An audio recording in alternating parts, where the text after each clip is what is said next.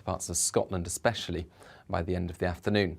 Ahead of those weather fronts, a few cloud breaks overnight, so some frost and fog to start things, but they'll clear, and then you can see those cloud breaks developing across central areas, perhaps southern counties as well. Even if we don't get the cloud breaks, the cloud will be a bit higher compared to recent days. So a brighter day for England and Wales, with temperatures a little higher as a result. But for Scotland and Northern Ireland, the cloud thickens and it turns increasingly wet and windy for central and northwest Scotland by the end of the afternoon. Gales picking up across the north of Scotland, in some exposed spots 50 to 60 mile/hour wind gusts, and those winds bringing showers once the main area of rain clears south. And that rain trundles into Northern Ireland, Northern England and then eventually central parts by the end of the night, increasingly fragments into patchy light rain. But enough breeze overnight, enough cloud to keep things generally frost and fog free as we start off tomorrow morning. Nevertheless, another grey start for many, particularly in the south. Outbreaks of mostly light rain for a time, but I think by lunchtime that's all clearing through, and then brighter conditions follow, even some sunny spells for many. A brisk northwesterly wind bringing showers to Scotland, Northern Ireland and Northern England, and those showers falling as snow over the Scottish mountains.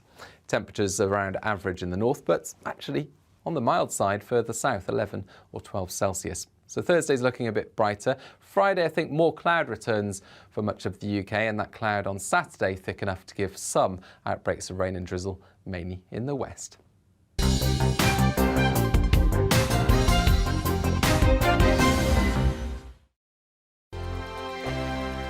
Hello there, I'm Eamon. And I'm Isabel. And you're watching the GB News digital stream across the United Kingdom. And around the world. If you're here in the UK, you can also watch us on your TV screen. GB News is Freeview channel 236. On Sky, we're channel 515. 626 on Virgin Media. Just remember, you might need to retune your TV to watch the channel. Yeah, and if you are doing that, find out more about retuning by going to gbnews.uk. Join my show Farage, 7 p.m. till 8 p.m. Monday through Thursday, and there you will get opinion, analysis, debate, and I'll cover stories that nobody else dares to touch. And then for the last 15 minutes, talking pints. We're over a drink. We have a civilized conversation with someone. We very often disagree, but we do it in a grown-up way. Come and join me on Farage.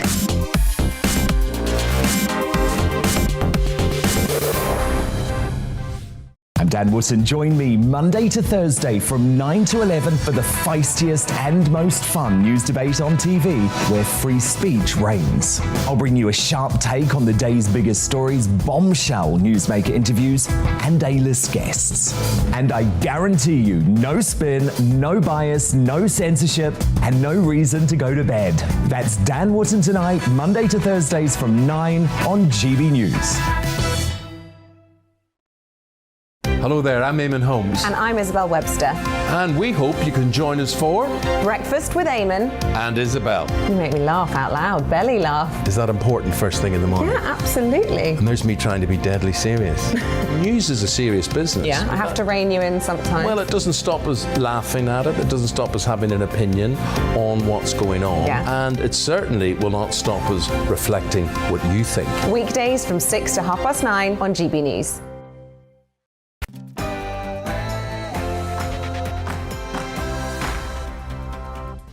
Good morning, everybody. This is To The Point on GB News with me, Patrick Christys, and Mercy Muroki on your TV and your radio. We're here all the way through until midday with a huge show for you today. Yes, and we'd like to hear your views as well, so make sure you get in touch on our usual email, gbviews@gbnews.uk, and we'll be getting to those throughout the show. But first, let's give you the latest news.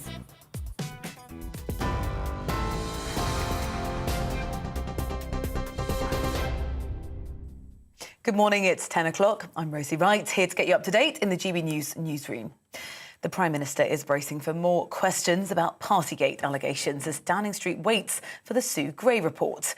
Well, the senior civil servant is yet to submit her findings about possible rule breaches at Downing Street during lockdown. But it's said that the inquiry is largely complete and could be published in some form today. The Met Police has launched its own investigation into multiple events at Number 10 and Whitehall after it received information from the Gray inquiry. The Shadow Education Secretary, Bridget Phillipson, told GB News the government is taking the British public for fools. Government shouldn't be hiding behind Sue Gray. You know, the Prime Minister needs to take some responsibility. You know, he's lied and lied and lied again. And to add to that, we've got this sorry spectacle of senior ministers, you know, paraded out every day, coming up with an ever more ridiculous litany of excuses. European diplomats will try to ease tensions between Russia and Ukraine during talks in Paris later today. Moscow has amassed around 100,000 troops on its border with Ukraine and has sent more fighter jets to Belarus, where it's been holding military drills. The US President Joe Biden has warned he'd consider personal sanctions against President Putin if Russia invades Ukraine. Well, Foreign Affairs expert James Marlowe told GB News the conflict has already been going on for the best part of a decade. This war has been taking place for the last 8 years. It was almost this time between February and March in 2014 that Putin decided to move into the Crimea, and the insurgency, the Russian insurgency, has been fighting for the last 8 years in the south of the country, in the southeast of the country, and around 18,000 Ukrainians are already dead. A woman's been arrested on suspicion of murder after the death of a 5-year-old boy in Coventry. Police say it's believed the suspect knew the child. The boy was found with serious injuries at a property in Earlsdon yesterday afternoon. His death was confirmed at the scene. A man charged with the murder of his teenage daughter in Norfolk is due to appear in court. 19-year-old Laura Moult died of chest and abdominal injuries after being hit by a car in West Winch on Sunday. Her father, Nigel Moult, will appear at Kings Lynn Magistrates Court later today. 39 people are missing after a boat capsized off the coast of Florida. It's believed human smugglers were trying to ferry those on board to the States from the Bahamas. No one was wearing life jackets when they were hit by severe weather several days ago. The US Coast Guard is now searching for survivors after a man clinging to the boat was rescued yesterday. A former primary school teacher has been charged with animal cruelty after a video which appeared to show her punching and kicking a horse was published. Now, a warning, we're going to show you the incident, which you may find distressing. The 37-year-old Sarah Moles was fired from her job after this video was shared on social media. The RSPCA will argue she caused unnecessary suffering to the horse. She's going to appear before Boston Magistrates Court on Monday. Now, from Friday, people in Wales who test positive for COVID will be able to finish self-isolating after 5 full days instead of 7. They'll still need to produce 2 negative lateral flow tests taken on days 5 and 6. In Northern Ireland, vaccine passports are being scrapped for hospitality venues and cinemas from midday today. Nightclubs are also going to be allowed to reopen, along with the return of indoor standing events. Proof of jabs will still be required to access nightclubs, though, and large events. More than half of nurses in Scotland are considering quitting the profession. A survey carried out by the Royal College of Nursing in Scotland found 61% of its members are thinking about leaving because they feel undervalued and overworked. Now, proposals are being put forward to ensure people behind the wheel of a self-driving car are not held legally responsible if they have a crash. The Law Commission of England and Wales and the Scottish Law Commission want there to be immunity from prosecution if anything goes wrong, like speeding or running a red light. You are up to date now on GB News. I'll bring you more as it happens. Now back to the point.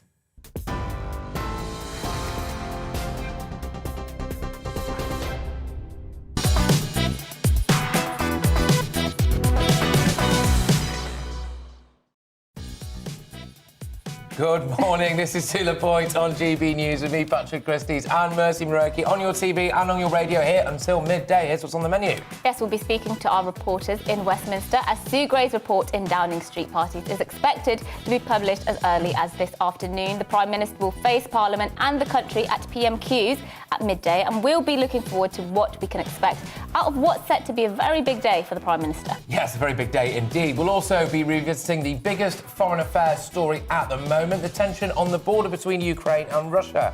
We'll be speaking to expert Keir Giles from international affairs think tank Chatham House very shortly. Yes, and anti-racist England footballers, including Marcus Rashford, have apologised after being pictured with rapper Wiley, who in 2020 was dropped by his management and banned from Twitter following a string of strongly anti-Semitic remarks. So are anti-racist activists turning a blind eye to some forms of racism? We'll discuss that all coming up and much more across the programme, so get in touch with your views, GB Views at gbnews.uk. But first, Patrick gives his views on whether or not we've lost all sense of perspective.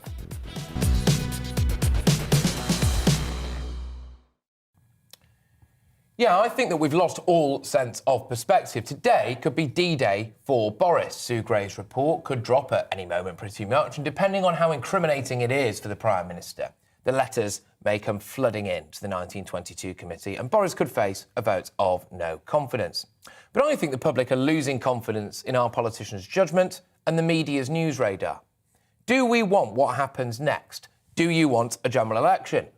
I think we're at serious risk of destabilising our country right at the time when we need stability. We're potentially about to ditch a Prime Minister, potentially then have a general election between two candidates that, frankly, the public don't really care about. That election could probably have a relatively low turnout and there would be a smaller majority.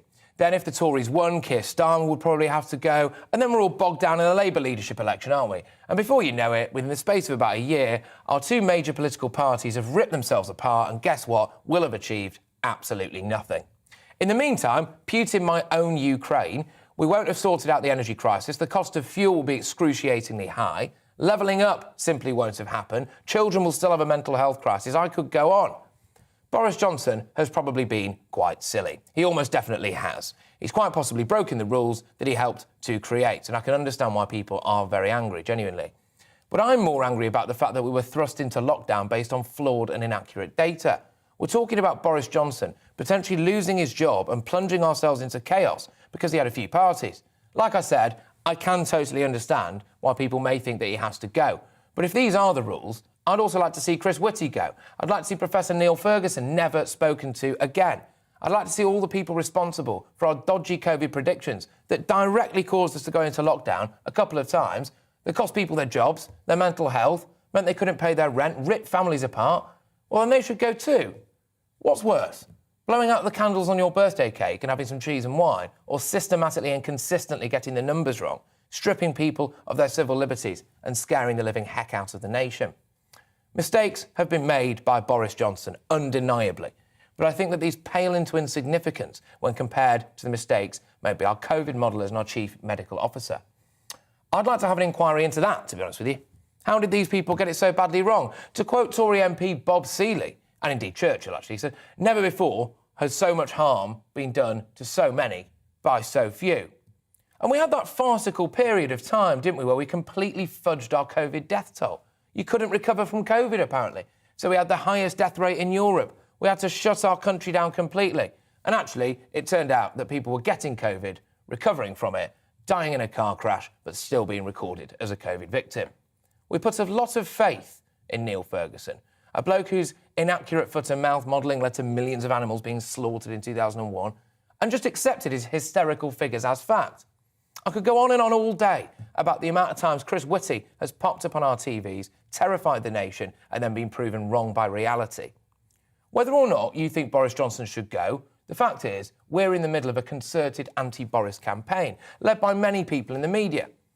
I think when you have the likes of Alistair Campbell being interviewed on the topics of integrity and honesty, as he was this morning, actually, we're probably scraping the very bottom of the barrel, aren't we?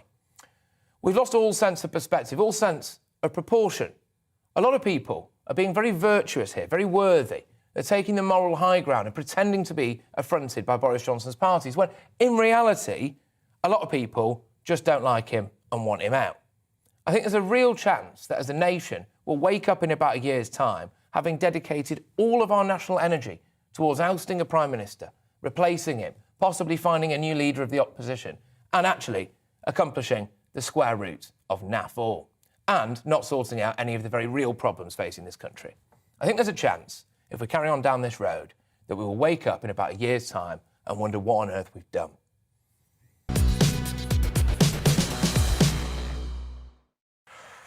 I think it's quite unfair to blame, so to speak, the COVID modelers and SAGE and the medical officials hired by the government for what the government was pumping out, because of course they're told. It was revealed, wasn't it, by an exchange by the Spectator, Fraser Nelson, the editor of the Spectator, and one of the modelers, that essentially they were being told to model worst case scenarios, and that's the brief they were following. So it wasn't up to the modelers per se to come up with what models they're supposed to come up with. They could have been more honest about that. No, but it wasn't up to them. They were doing the jobs given to them by government, which is give us what the worst case scenario is. So that's probably one of the things that did happen. So we were working based on worst case scenarios constantly, and it's probably the government more than anything that were not very forthcoming about the fact that those scenarios might have been unlikely. Yes, I don't think anybody wants a leadership election at this time. The government's barely had a chance to sort of carry out the policy agenda it was voted on, that it was elected to carry out in 2019 because of COVID. And so, of course, we don't want another general election. But all of this speaks to the heart of the question, really, is do we trust Boris Johnson to lead this country, to carry out that policy agenda, to deal with those real problems that you indicate? And I'm not sure I do anymore, and I'm not sure many other people do too. OK, well, look, hey, let us know what you think. GBviews at gbnews.uk. Look, at the end of the day, they might have been asked to do worst-case scenarios. They weren't exclusively asked to do worst-case scenarios. They were asked to do it as a range of views. They weren't honest with us about that, and also they were still wrong. But there we go. The Prime Minister is waking up this morning, of course, to what could be the toughest 48 hours of his premiership. Boris Johnson could be questioned under caution after the Metropolitan Police launched an investigation into multiple parties at Number 10. Yes, Sue Gray, the senior civil servant investigating alleged parties at Number 10, has reportedly been handed photographs featuring the Prime Minister and bottles of wine. How bad do you reckon these pictures are? Well, do you reckon it's like Boris slumps over, red wine all down his top? I knew there'd be more pictures. Bit sick. But while the Prime Minister is set to face Labour leader Sir Keir Starmer at Prime Minister's Question, this lunchtime in our Home and Security editor, Mark White, joins us live. Mark, we spoke to you yesterday about the developments that came out that they were launching this investigation. What more have we learnt since then?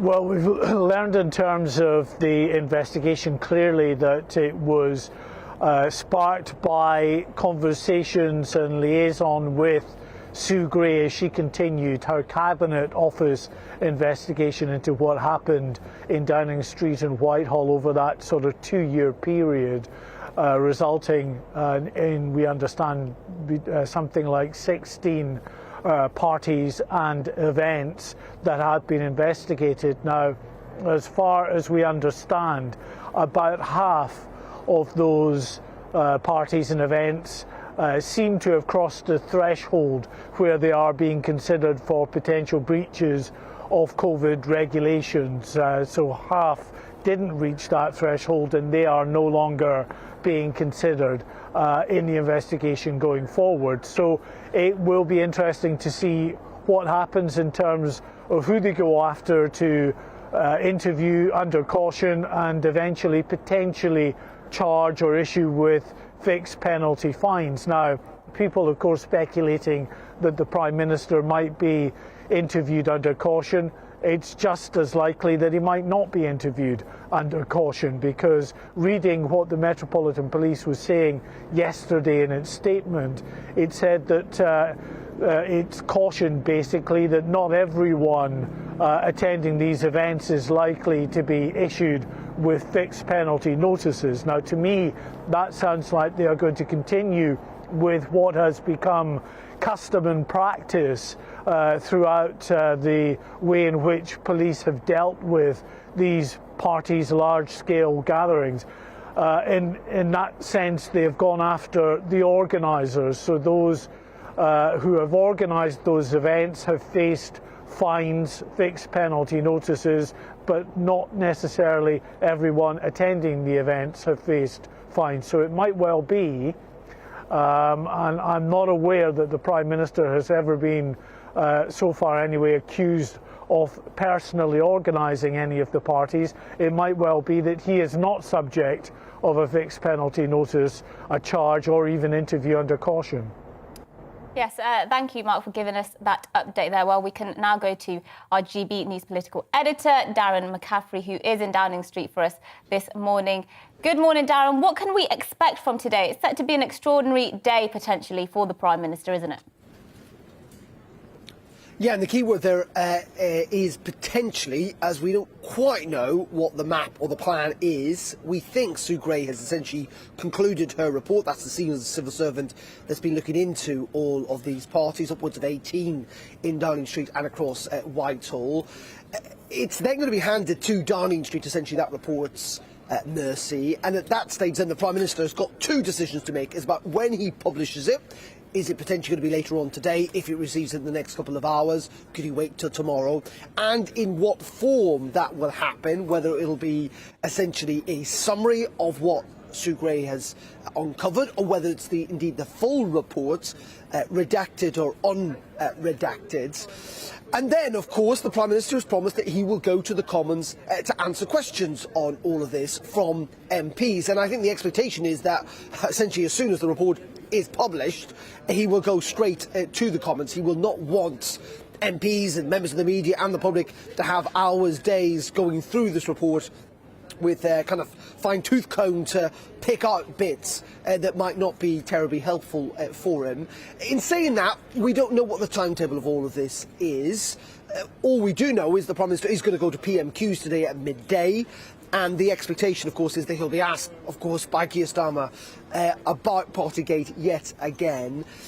But we are getting to this fundamental point now where I think as MPs, irrespective of that police investigation that may well take weeks or months to conclude, as Mark was talking about, we're getting to the point where politically I think lots of MPs are going to have to make up their minds about whether they essentially back the Prime Minister or whether they do want to see a leadership challenge. And that is why it is, as Patrick was suggesting, a crucial 48 hours for the Prime Minister, because I think we are starting to reach decision time for those MPs who ultimately have got the Prime Minister's future in their hands.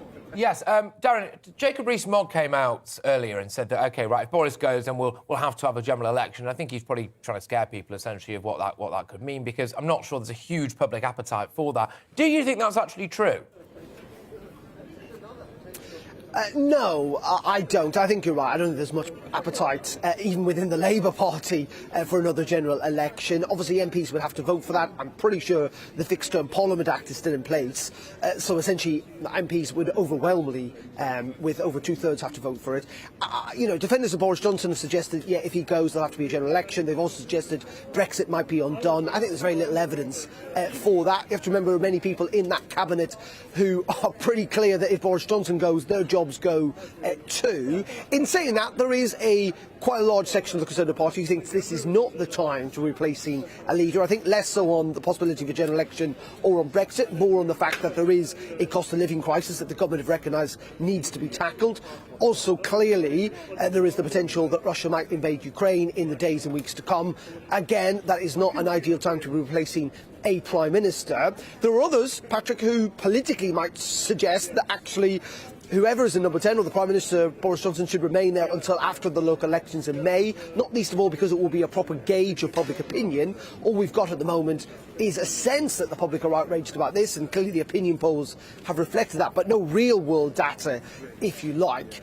But at the same time, there is an also big section of the Conservative Party, and I speak to them, these MPs, every day, who frankly kind of want this to come to an end. And the fear is that even with the Sue Gray report, that in the end, this could still drag on with that police investigation, potentially even with further investigation, with further allegations. This just could drag on for weeks, months to come. And that risks undermining not just Boris Johnson, but the entire government.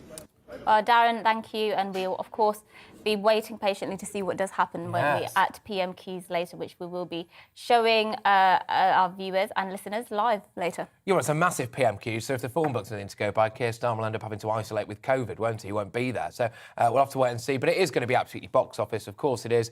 Look, there's loads of views coming in on this. It is a bit split, but look, from most of the people here, they're saying that essentially they are a bit bored with this Partygate thing and they don't seem to want Boris Johnson to go anywhere. GB Views at gbnews.uk. I think you've been trawling through the inbox. Yes, so Mike here says he thinks the whole process of Partygate is because the BBC and Labour hate Boris because of Brexit, which, you know, a lot of people have been getting in touch. They've been suspicious, probably a cynical view, but lots of people have been suspicious that actually the people pushing this agenda to get rid of Boris are people who are fundamentally anti-Brexit, and that's why they're doing it. Yeah, look, there's a lot of anti-Boris sentiment there. There's a load of people who work in the lobby, there's a load of people who work in the media who just don't really like the guy, whether it's politically or personally, and that's, like, kind of fair enough in a way. You can't fake that about someone, but you have to maybe raise some questions. I think they probably would quite like it if he went in disgrace, wouldn't they? Yeah, they would. Les here says, Boris Johnson was in charge. It was his shout, his timetable, his public demands.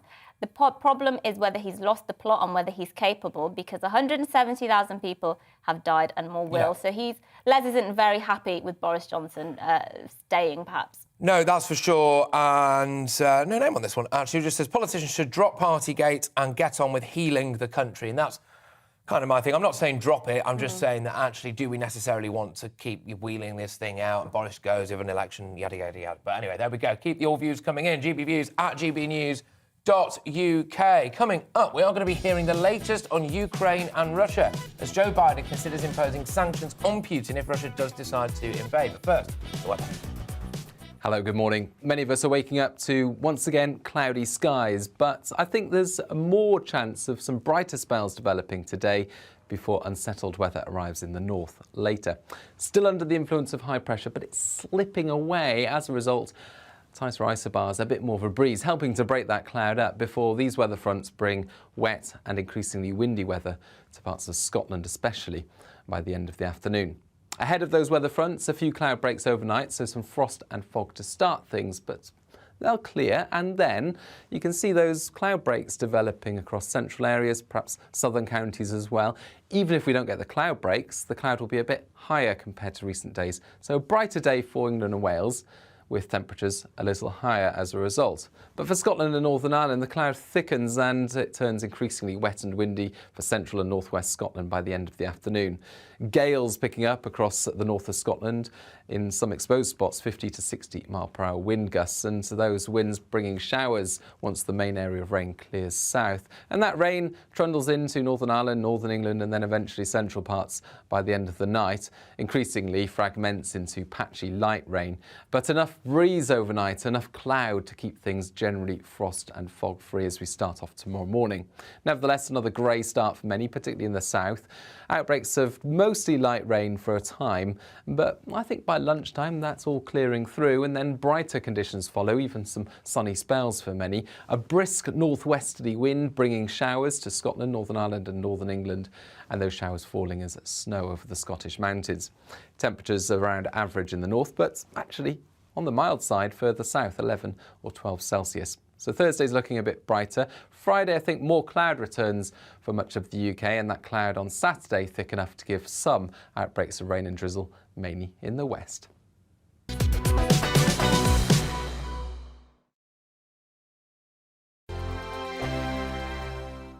Hello there, I'm Eamon. And I'm Isabel. And you're watching the GB News digital stream across the United Kingdom. And around the world. If you're here in the UK, you can also watch us on your TV screen. GB News is Freeview channel 236. On Sky, we're channel 515. 626 on Virgin Media. Just remember, you might need to retune your TV to watch the channel. Yeah, and if you are doing that, find out more about retuning by going to gbnews.uk.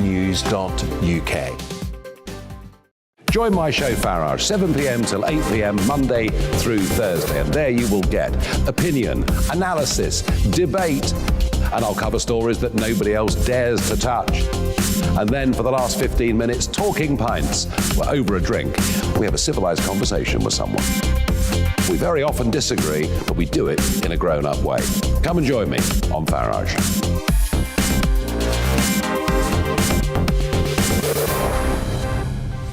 I'm Dan Wootton. Join me Monday to Thursday from 9 to 11 for the feistiest and most fun news debate on TV, where free speech reigns. I'll bring you a sharp take on the day's biggest stories, bombshell newsmaker interviews, and A-list guests.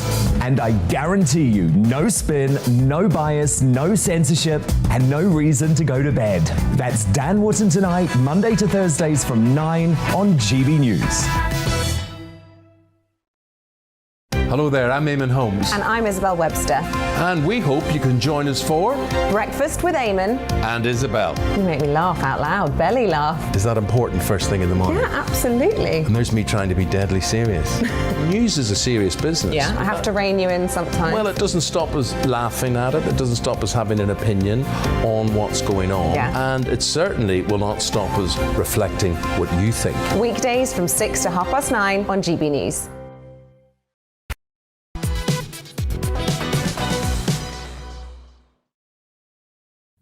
Good morning, everyone. It's 10:26. This is To The Point. I'm Patrick Christys, joined by Mercy Muroki, right here on GB News, and we're live on your TV and your radio. Yes, now, let's talk about Ukraine. US President Joe Biden says he would consider personal sanctions on Vladimir Putin if Russia invades Ukraine. Boris Johnson has said the UK is willing to put boots on the ground to support any effort by NATO if Russia invades Ukraine. Well, Keir Giles is a Russia expert at Chatham House, and he's with us right now. Thank you very, very much. So what's Joe Biden threatening, essentially? Exactly as you said. If Russia invades Ukraine, then it'll be sanctions which go beyond what have already been imposed on Russia to actually target President Putin personally. But the big question, of course, here is the if, and the if that's always attached to Russian actions. It's all talking about a land invasion of Ukraine. Unfortunately, that leaves Russia a whole load of other options open for what it might do that would cause damage and disruption and destruction in the West, but don't actually trigger those responses. And we know that Russia wants to force the pace. President Putin has promised what he calls military technical responses if he doesn't get what he wants in terms of rolling back the clock and rolling back the frontiers of Europe and giving Russia a free hand there again. So tying everything to this mirage of a land invasion that's been held up as the most likely scenario really boxes the West into a corner. Yeah, what could they actually do to hurt Putin personally? What is it that Joe Biden could actually do then? Well, one of the things that we've been interested in is the way in which anti-money laundering legislation abroad in countries like the UK could be applied with a little bit more diligence and a little bit more energy. Because after all, where Russia's oligarchy with Putin at the top of the tree sorts its money away is in the West and primarily in London. And if we actually follow through on some of the promises that have been made to target that and look more closely at where that money is kept and where it came from, then that is a direct threat to the fortunes and the power of those who are in charge in Russia at the moment. And what do you, in your view, what is the likely outcome of all of this? Because we are hearing this language, aren't we? Invasion. I think President Biden yesterday was talking about the largest invasion since World War II. It is quite big language they're using there. I mean, should we be toning down this language, or actually, is this threat as significant as some of this strong language is suggesting? Well, there's no doubt there's a significant threat. Now, whether or not Russia actually intends to invade Ukraine, there seems to be no doubt that they're actually prepared and ready and have built up the capabilities to do so. And that means that, yes, you need to take it seriously. And you need to take steps like, for example, what the UK and US have done, withdraw non-essential personnel from the embassy in Kiev. Because even if it's not a land invasion, let's look at how Russia gets its way in military conflicts, as we've seen in, for example, Syria. They think that terrorizing the civilian population by bombarding them with air and missile strikes is a good way to win a war. So that is the kind of threat that Ukraine is actually now facing, and it's a real one because Russia does have both the capability and they've shown the will to do it. But that doesn't necessarily mean it's the only thing that they can do, because this isn't about Ukraine. It's about Russia's relationship with the West as a whole. It's about rolling back the frontiers of NATO as a whole. So Russia can find ever pressure points where it can deliver pain to the West to make it to bring the West back to talking about what it is that Russia wants, then we shouldn't rule that out. Yeah. How do you think Vladimir Putin will feel at the moment when he looks across the pond at Joe Biden and sees someone who seems to forget where he is quite a lot of the time, and then he looks at Boris Johnson, who might frankly be on the way out? Is this emboldening Putin? I don't think he cares particularly much about what Boris Johnson thinks, because, after all, that's not very relevant to Russia's risk calculus. Is it not more beneficial for Putin potentially? You know, if we're very unstable at the moment as a nation, some people who might put up some resistance against him are unstable, aren't they? That must be a benefit to him, you would have thought.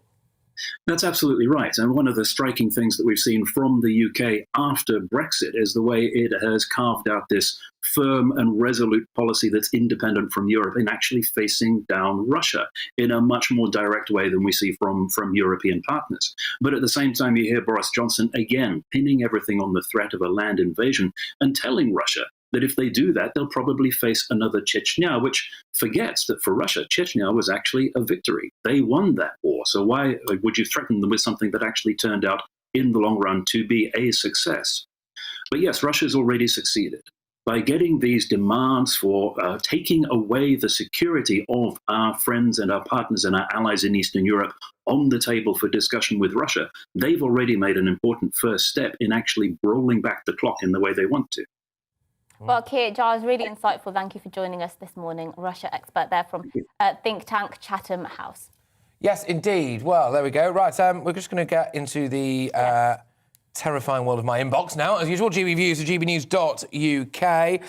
Lots of you still getting in touch about what we spoke about right at the start of the show, which is, have we lost a bit of perspective here, do you think, in terms of getting rid of Boris Johnson? This shouldn't have happened, but this goes much deeper. Absolutely. This is an interesting one from Steve, actually. I asked, when did alcohol ever plays a useful role during the working day and in work premises? I think it very much depends what industry you're in, Steve, to be perfectly honest, but there you go. Yes, well, Lisa says, I don't care that Boris had a party. I care that Boris has lied. He's lied to the public and he's lied to Parliament. Repeatedly, he's lost both the trust and respect that should be afforded to the office of Prime Minister. And that's, for me, I very much agree with that, because I think when people are saying, oh, who cares about party? It's not about the party. And I think we've said this repeatedly, haven't we? It's not necessarily about, who really does care that the man had a cake brought to him for his birthday? That's not what it is. I did like that it's line. about the lies. And the line today about goes, Boris, look, he was ambushed with a cake. Yeah, he was ambushed with a cake.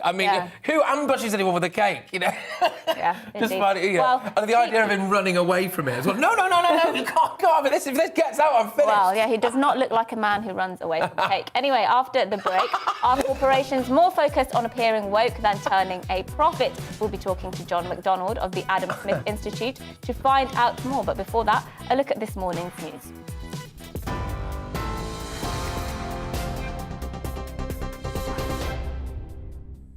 Good morning, it's 10:33. I'm Rosie Wright in the GB News newsroom.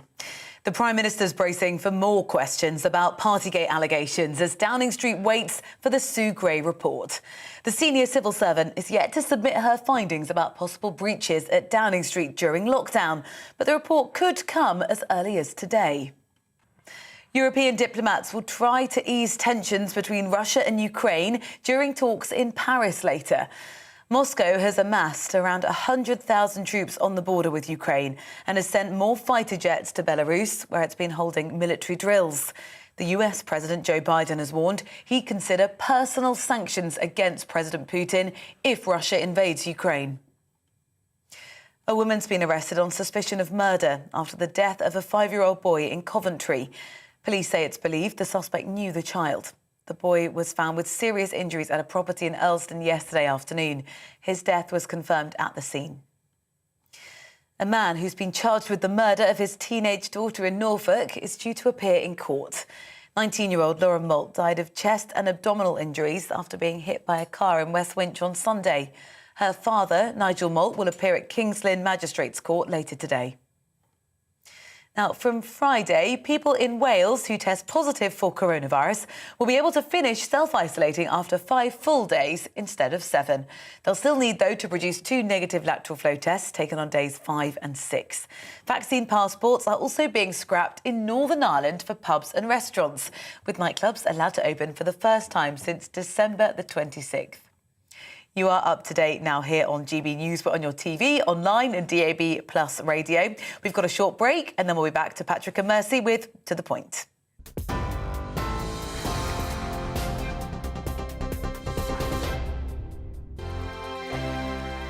Hello there, I'm Eamon. And I'm Isabel. And you're watching the GB News digital stream across the United Kingdom. And around the world. If you're here in the UK, you can also watch us on your TV screen. GB News is Freeview channel 236. On Sky, we're channel 515. 626 on Virgin Media. Just remember, you might need to retune your TV to watch the channel. Yeah, and if you are doing that, find out more about retuning by going to gbnews.uk. Join my show Farage, 7 p.m. till 8 p.m. Monday through Thursday. And there you will get opinion, analysis, debate, and I'll cover stories that nobody else dares to touch. And then for the last 15 minutes, talking pints. We're over a drink. We have a civilized conversation with someone. We very often disagree, but we do it in a grown-up way. Come and join me on Farage.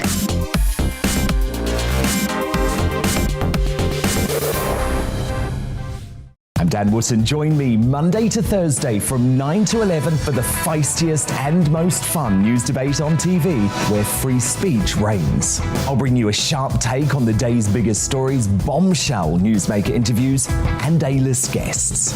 And I guarantee you, no spin, no bias, no censorship, and no reason to go to bed. That's Dan Wootton tonight, Monday to Thursdays from 9 on GB News. Hello there, I'm Eamon Holmes. And I'm Isabel Webster. And we hope you can join us for Breakfast with Eamon. And Isabel. You make me laugh out loud, belly laugh. Is that important first thing in the morning? Yeah, absolutely. And there's me trying to be deadly serious. News is a serious business. Yeah, I have to rein you in sometimes. Well, it doesn't stop us laughing at it. It doesn't stop us having an opinion on what's going on. Yeah. And it certainly will not stop us reflecting what you think. Weekdays from 6 to 9:30 on GB News.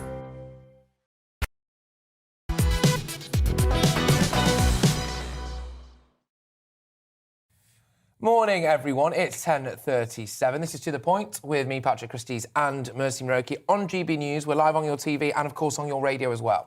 Yes, now, it was once considered a golden rule of business to keep your brand separate from political affairs. After all, it's quite tricky to turn a profit if you alienate half of your potential customers. However, in a bid to attract political conscious new markets, major companies have expressed their support for various political causes and social justice causes, really, as well. Yeah, absolutely. Well, the move towards so-called woke capital has been criticised by the investment titan Terry Smith, who lashed out at conglomerate Unilever for being obsessed with its sustainability credentials. I think the one that takes the absolute biscuit for me is the Carlsberg advert of a seal, right, in the ocean, swimming around, playing in some seagrass. And they go, every single time you buy Carlsberg, we'll plant some seagrass. No man has ever walked to the bar, right, and made a drink decision based on seagrass. There was that one as well about the what's the Gillette? Was it Gillette? Oh, yeah. They tried to do a really woke advert, didn't they? Yeah. Where they were basically criticising masculinity, and it's like, well, you realise your brand is entirely based around men. Around men, yeah. So, yeah,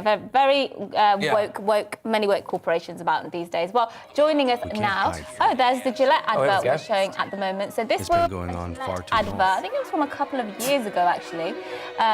Obviously shaving brand, men's shaving brand. And it was essentially criticising this idea of toxic masculinity, telling men same old excuses. I suppose. Well, yeah, just telling men to not, I suppose, ruthlessly exploit women and be bad people. But, like, we don't necessarily need to be told Yeah, I mean, that message is fine, but I think they did it in a very preachy way, didn't they? That's the thing. Well, joining us now is John Mcdonald, who's the Director of Strategy of the Adam Smith Institute, a free market think tank. Thanks for joining us. There's this term, isn't there, go woke, go broke, but that doesn't seem to be what corporations think will happen if they go woke, because they're all doing it.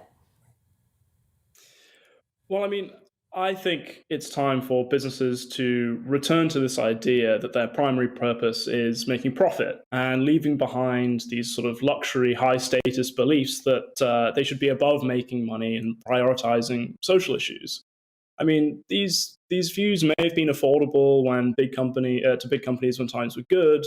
They could sort of take on these woke issues in the corporate world. But I think at best there are sort of cynical attempt at reputation management, and usually they go wrong and they get mocked for it. And at best, they're a profit destroying delusion. I mean, to use the Unilever example, a company that prides itself on righteousness, with its CEO declaring that all its brands must have a purpose, including Hellmann's mayonnaise. I'm not really sure what the sort of above profit purpose of Hellmann's mayonnaise would be, but that they must take stances on issues like Israel and Palestine is now set to fire 1,500 employees after underperformance and a lack of strategic vision. And a more banal example of this is the recent M&M debacle, in which they're rebranding away from the sort of sexy green M&M to a more anodyne version. There's no sense in which this will improve Mars's bottom line, but it does come across as a cynical attempt to manage their reputation while they're dealing with a child labour lawsuit. Yeah, is it this old silence is violence message now, that unless you actively come out and say, look, hey, what a nice person I am, like you said, we got rid of that, what was, I think we can all agree, a very sexy green M&M. And now actually they've decided to not gender it or whatever. Unless you actually come out and overtly do that, unless you have an advert that explicitly says, we plant seagrass, we like trans people, and we're definitely not racist at all, then people will assume that you are. I mean, it's to my mind, it's just a waste of time. I mean, there's no use in sort of pandering to these social agendas. I think, I don't know if you remember this one, but there was that weird Microsoft video where the presenters were announcing their pronouns, their ethnicity, their hair color, their eye color, the clothes that they were wearing. And I think what people really want, if you're going to tune into a video by Microsoft, is you want to hear about their products. You want to hear about how they're useful to you and how they're going to make your life more easy, not about everything else. Yeah, so what would you, if you were advising these corporations, what would you tell them? Because quite frankly, that is the way the world is going, isn't it? People are more conscious, I suppose, of lots of social justice issues, and it does make up a very large demographic of people, the sorts of people who want to talk about these issues and want to see corporations talking about these issues. So they're kind of stuck between a rock and a hard place, aren't they? Well, I'm not sure that people actually do want corporations to be talking about these issues. I mean, I think it's very important that we as a society engage with these issues and talk about them. But I think it's time for both businesses and people to remember that profit itself is a good thing. It pays people's wages, it provides values to customers.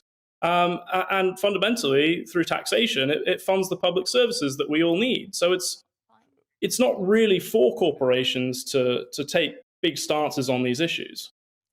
Yeah, OK. It is a really interesting one, really. I mean, I think, like you say, it can actually turn people off, can't it? I mean, that Microsoft, I don't even know what it was, just discussion, I suppose you'd say. By the time they started acknowledging the fact that they were on some Aboriginal land or something like that, and they were, their pronouns and all this kind of stuff, I actually can't tell you what that conversation was about in the end because I just turned off.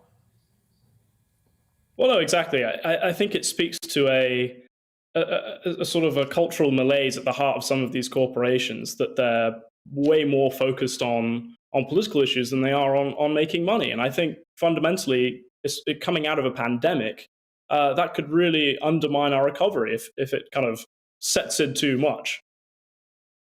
And I just want to put to you something somebody's just got in touch about in our inbox. Richard says, why is it that this is something I'm uneasy with, but it's his opinion. Rick says, why is it that virtually every advert, in his opinion, has to have a white parent and a black parent and mixed race children? And that's a comment I've heard many times, that people are uncomfortable almost because they don't think it's representative of this country necessarily, which is 86% white. Do you think things like that, what do you make of things like that? Because personally, I mean, I'm not too bothered with the amount of representation, increased representation we're seeing racially on screens, but a lot of people do seem to be.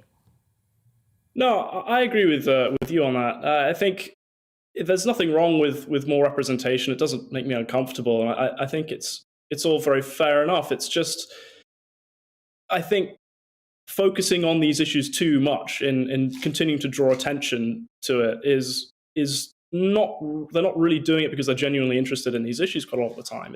It's either seen as something you have to do, as Patrick was saying earlier, or it's a sort of quite a cynical attempt to cash in on the prescience of social and political issues in our culture at the moment. Yes. Well, John Mcdonald, thank you so much for joining us to discuss that issue. Director of Strategy there at think tank Adam Smith Institute. Yes, indeed. Right. Well, moving away from that now, footballer Marcus Rashford was photographed in Dubai over the Premier League winter break with notorious rapper and anti-Semite as well, Wiley. The grime artist was dropped by his management last year after he went on an anti-Semitic Twitter tirade. I'm pretty sure we all remember that, don't we? Well, Rashford apologised to the Jewish community following the sighting and pledges to continue to tackle racism wherever he sees it, basically. Yes, well, Jonathan Sakadotti is a campaigner against anti-Semitism and special correspondent at Jewish Chronicle. Thank you so much for joining us this morning. Yesterday on Twitter, I was reminded how awful of a person Wiley actually is. I saw a video of him on Twitter from before, basically posing the question to Jewish people, why on earth do you think Hitler hated you? Why do you think he hated you? And I just thought that is absolutely appalling. Do you think we turn a blind eye, especially these anti-racist activists who campaign against anti-black racism? Do you think they're very happy to turn a blind eye to anti-Jewish racism? So I think there is an element of people turning a blind eye to anti-Jewish racism, but I also think it's really important that we don't get stuck in this kind of competitive victimhood where Jews are constantly trying to compete to be seen as victims of racism too. I think we need to see all racism as racism. And when we think about Richard Cowie Jr., which is Wiley's real name, MBE, I might add, we need to see there a fine example of classical anti-Semitism and anti-Semitic tropes. As you said, he was questioning why Hitler hated Jews in that video. And just remember that this Thursday is Holocaust Memorial Day. That's when we take time to remember the over 6 million Jews who were killed by the Nazis during World War II. So I think it's a particularly tasteless thing for him to say. And I think we need to think beyond that picture of Marcus Rashford with him as well, because there is the possibility that Marcus Rashford didn't know about it or that he was just snapped in a photo opportunity. You know, it takes half a second for a photo like that to be taken. He has since condemned it when it was pointed out to him that Richard Cowie, has these opinions. I just wonder if you don't mind to run through some of the things that he has said about Jews, because I think that his maintaining this MBE really brings the honours system into disrepute. And I've been in touch for months with the Appointments and Forfeiture Committee of the honours system, and they haven't removed this. They've said that they will consider it. But, you know, as a proud British Jew, I can only reiterate how dreadfully distressing it is that a man who, in my opinion, is an unashamed and vocal anti-Semite can be the holder of an MBE.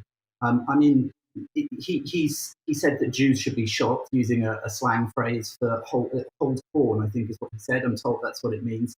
He accused Jewish people of being racists, cowards, asked if it was anti-Semitic to say that Jewish people have power, described Jews as snakes, and said that black people should go to war with Jewish people. He claimed that he was the original 12 tribes and that you lot, meaning us lot Jews, were just visitors, suggesting that Jews are somehow imposters. He wrote on Twitter that Jews should hold corn. As I said, it's an expression meaning we should be shot. And in a recent video, as you said, he asked, why did Hitler hate Jews? What happened between them and Hitler? As if you could explain the industrialized murder of 6 million Jews with some sort of grudge that Hitler might hold. Yeah. Just in terms of a lot of the taking of the knee and celebrities and things like that, do you think this has just now been exposed as virtue signalling? Look, I think people want to show their own opposition to racism in whatever way they see fit. And in a sense, I do support that. You know, I may choose different ways from you or someone else, but I think that it's important that everybody shows their commitment to do that. But I think the more important way to show your commitment is not to be seen really celebrity worshipping somebody who is such an unashamed racist, for example, as Wiley.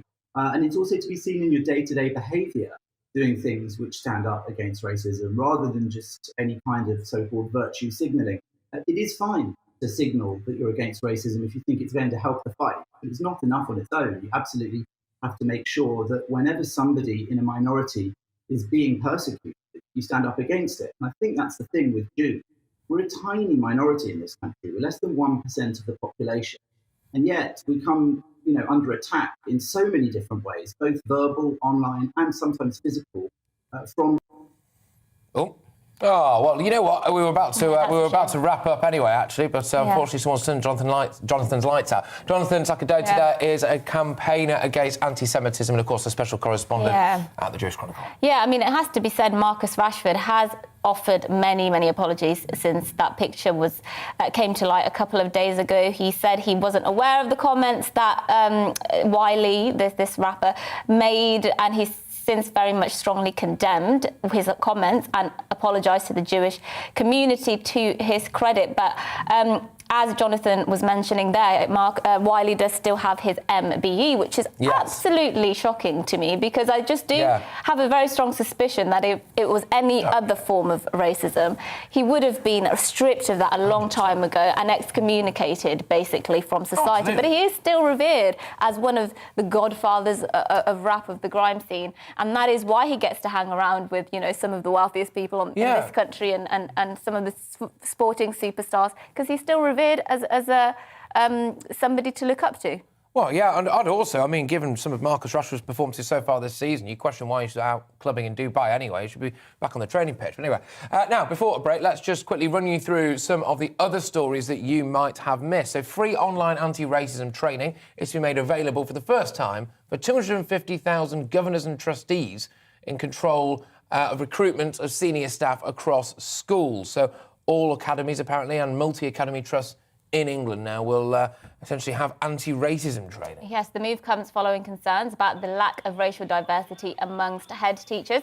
Only 7.3% of head teachers in state-funded school in England come from a minority ethnic background, and the National Governance Association has partnered with the Association of School and College Leaders to provide free training for the first time. Now, I worry slightly about that, because I'd want to see the content, basically. Yes. Which I'm pretty sure I know what kind of things would be in that anti-racism training. Yes. But not sure. Yeah, I'd have to see it to make my mind up completely. I just don't quite like the tone of it in a way, really, because I think the implication with a lot of this anti-racism stuff is that without it, we're all racists, and that actually we are, in some way, shape or form, kind of almost born racist, as it were, and we need a re-education in order to have our eyes opened and this and the other. I just don't really think that's true.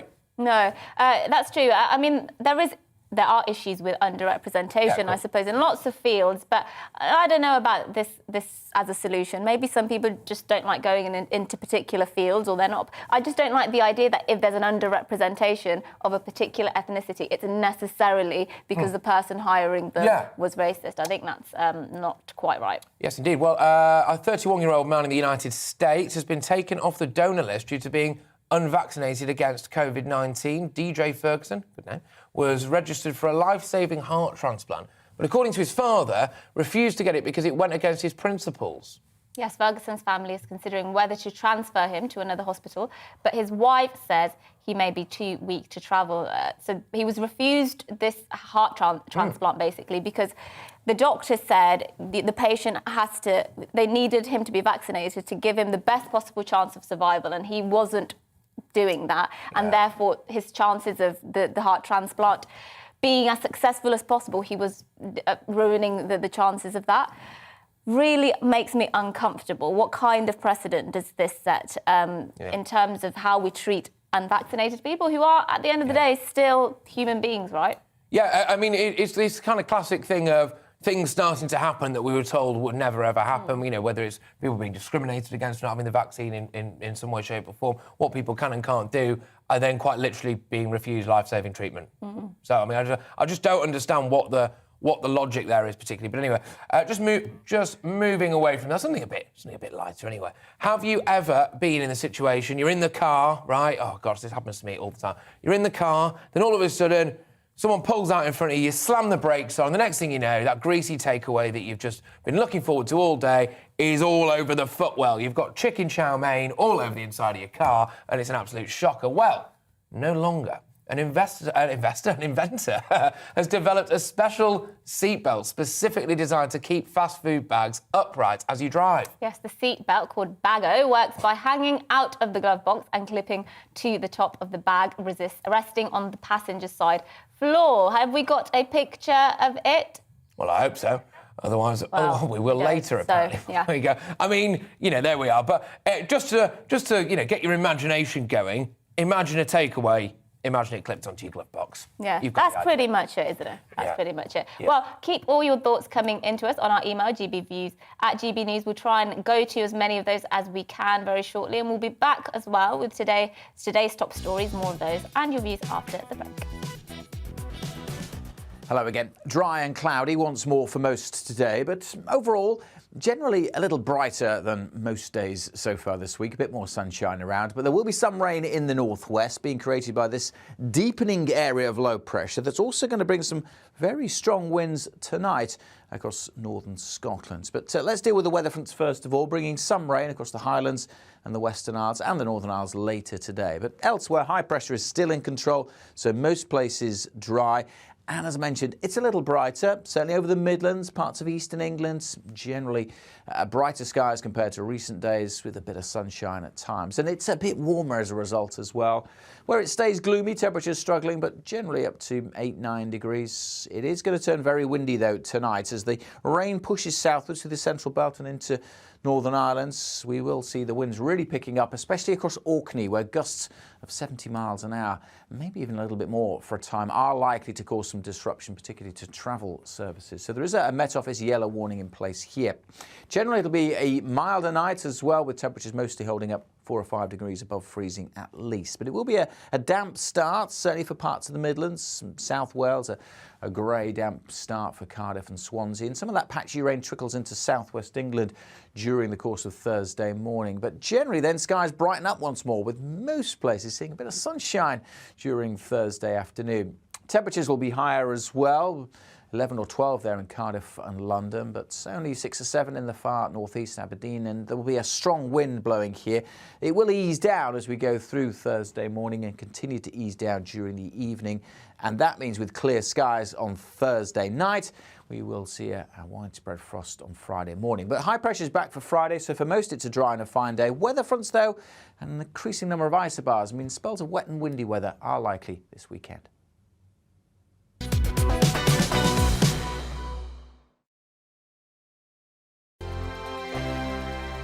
Hello there, I'm Eamon. And I'm Isabel. And you're watching the GB News digital stream across the United Kingdom. And around the world. If you're here in the UK, you can also watch us on your TV screen. GB News is Freeview channel 236. On Sky, we're channel 515. 626 on Virgin Media. Just remember, you might need to retune your TV to watch the channel. Yeah, and if you are doing that, find out more about retuning by going to gbnews.uk. Join my show Farage, 7 p.m. till 8 p.m. Monday through Thursday, and there you will get opinion, analysis, debate, and I'll cover stories that nobody else dares to touch. And then for the last 15 minutes, talking pints. We're over a drink. We have a civilized conversation with someone. We very often disagree, but we do it in a grown-up way. Come and join me on Farage.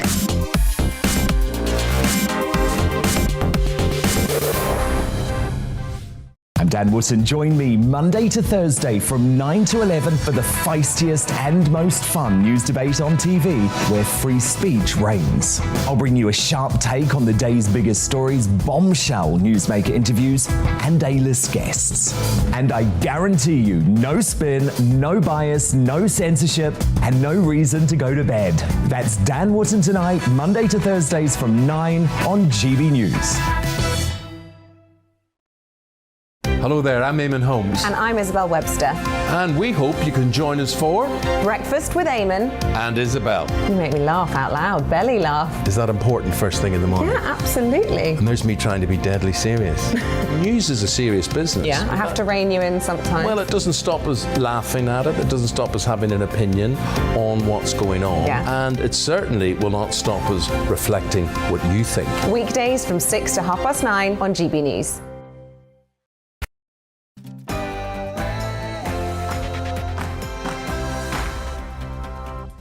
Good morning, everybody. This is To The Point on GB News with me, Patrick Christys and Mercy Muroki on your TV and radio. We're here all the way through until midday with a show full of all of the day's biggest stories. Yes, make sure you get in touch with your views, gbviews@gbnews.uk. We'll get to those very shortly, but first, let's give you the latest news.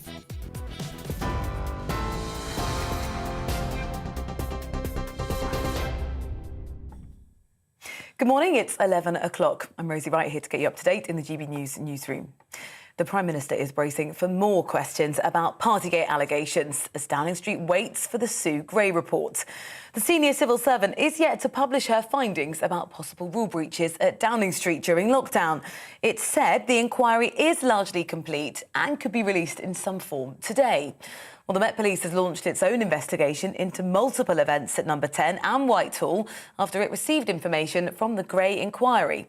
The Shadow Education Secretary, Bridget Phillipson, told us at GB News the government is taking the British public for fools. The government shouldn't be hiding behind Sue Gray. You know, the Prime Minister needs to take some responsibility. You know, he's lied and lied and lied again. And to add to that, we've got this sorry spectacle of senior ministers, you know, paraded out every day, coming up with an ever more ridiculous litany of excuses. Residents in the Prime Minister's constituency in Uxbridge have shared their views on the Partygate claims. This party stuff is absolutely sickening. I haven't seen my 86-year-old mother in India for about, getting on for 2.5 years now. It probably has happened, but it's no big deal. When you're all working together in an office anyway, what's the difference between sitting in an office or going outside and having drinks? I'll support him, always have done. I don't think they need a report to tell where you've gone wrong. Yeah, I guess it's time for him to move on. European diplomats will try to ease tensions between Russia and Ukraine during talks in Paris later. Moscow, which has amassed around 100,000 troops on the border with Ukraine, has sent more fighter jets to Belarus, where it's been holding military drills. The US President Joe Biden has warned he'd consider personal sanctions against President Putin if Russia invades. Russia expert Keir Gillies told GB News Ukraine faces the possibility of air and missile strikes from Russia. Even if it's not a land invasion, let's look at how Russia gets its way in military conflicts, as we've seen in, for example, Syria. They think that terrorizing the civilian population by bombarding them with air and missile strikes is a good way to win a war. So that is the kind of threat that Ukraine is actually now facing, and it's a real one because Russia does have both the capability and they've shown the will to do it. A woman has been arrested on suspicion of murder after the death of a 5-year-old boy in Coventry. Police say it's believed the suspect knew the child. The boy was found with serious injuries at a property in Earlston yesterday afternoon. His death was confirmed at the scene. Now, a man charged with the murder of his teenage daughter in Norfolk is due to appear in court. 19-year-old Lauren Malt died of a chest and abdominal injuries after being hit by a car in West Winch on Sunday. Her father, Nigel Malt, will appear at Kings Lynn Magistrates Court later. 39 people are missing after a boat capsized off the coast of Florida. It's believed human smugglers were trying to ferry those on board to the States from the Bahamas. No one was wearing life jackets when they were hit by severe weather several days ago. The US Coast Guard is now searching for survivors after a man clinging to the boat was rescued yesterday. A former primary school teacher has been charged with animal cruelty after a video which appeared to show her punching and kicking a horse was published. Now, a warning, we're about to show you the incident which you may find distressing. 37-year-old Sarah Molds was fired from her job after this video was shared on social media. The RSPCA will argue she caused unnecessary suffering to the horse. She's going to appear before Boston Magistrates Court on Monday. Now, from Friday, people in Wales who test positive for coronavirus will be able to finish self-isolating after 5 full days instead of 7. They'll still need, though, to produce 2 negative lateral flow tests taken on days 5 and 6. In Northern Ireland, vaccine passports are being scrapped for hospitality venues and cinemas from midday. Nightclubs will also be allowed to reopen, along with the return of indoor standing events. Proof of jabs, though, will still be required to access nightclubs and to go to large events. Proposals are being put forward to ensure people behind the wheel of a self-driving car aren't held legally responsible if they then have a crash. Well, the Law Commission of England and Wales and the Scottish Law Commission want there to be immunity from prosecution if anything goes wrong, like speeding or running a red light. You are up to date here on GB News. We'll bring you more as it happens. Now let's return to the point.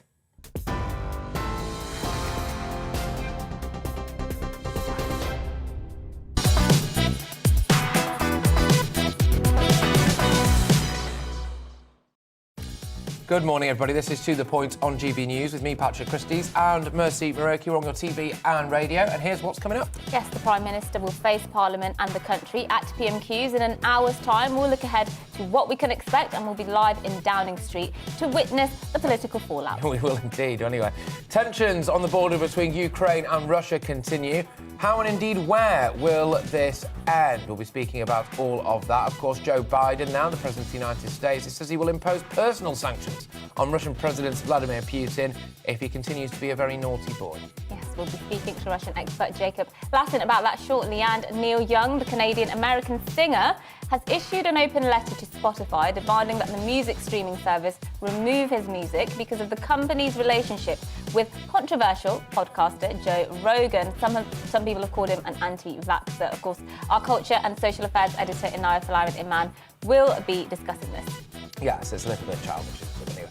We have all that coming up and much, much more across the programme. And you can get in touch with your views as usual, gbviews@gbnews.uk. But first, Mercy gives her views on social service failing.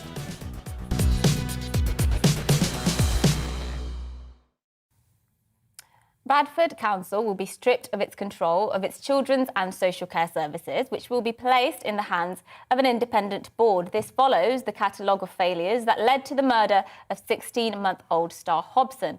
Star Hobson, of course, was murdered in September 2020 by her evil monster of a stepmom, Savannah Brockhill, who was jailed for a minimum of 25 years, and she was aided by Star's mum, Frankie Smith, who received a pitiful sentence of 8 years for assisting in the murder.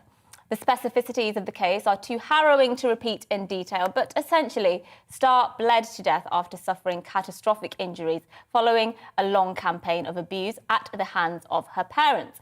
The criminal trial heard how on at least 5 occasions, concerned family members and friends had contacted social services to report that abuse, but ultimately, the local authority failed in their duty. The social service responds in this case and the eerily similar and equally tragic case of Arthur Lavinia Hughes, who was also tortured and murdered by his parents in the same year, will now be subject to a national review. Now, the chronicle of problems facing social services in this country is staggering, but not new, unfortunately. A whistleblower talking to the BBC said that Bradford Council Children's Services was burdened with unmanageable workloads and that senior colleagues, quote, just wanted to cover up failings. Staff, the whistleblower said, were, quote, overworked, undertrained, unsupported and voiceless. Words, I have no doubt, would be echoed by many people working in social services across the country. And when the price of these failings is children ending up dead at the hands of inept parents, then that is not and will never be a price worth paying. Out of the 12 million children living in England, around 400,000 are in the social care system at any one time. Now, that might be only about 3%, but that's a significant number nonetheless, and more than 80,000 of these are in care, according to the latest figures.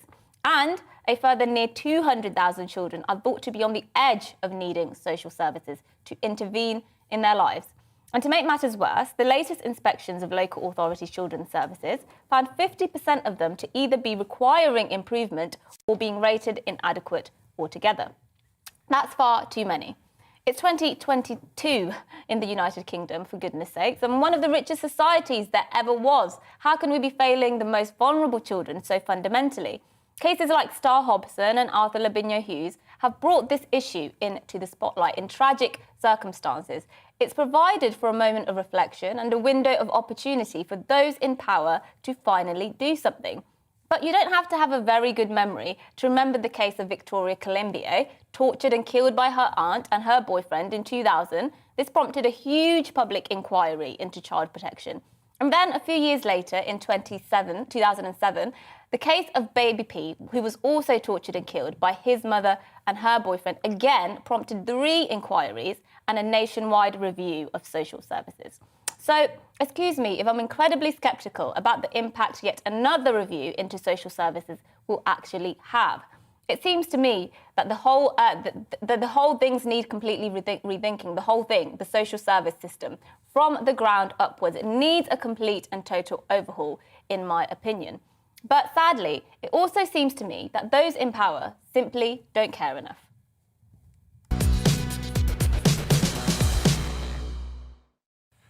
Yeah, it just seems like yet another kind of core element of this country that does, as you've said there, need a root and branch reform, you know, and actually I'm starting to get quite concerned about how many areas like that there are at the moment in this nation.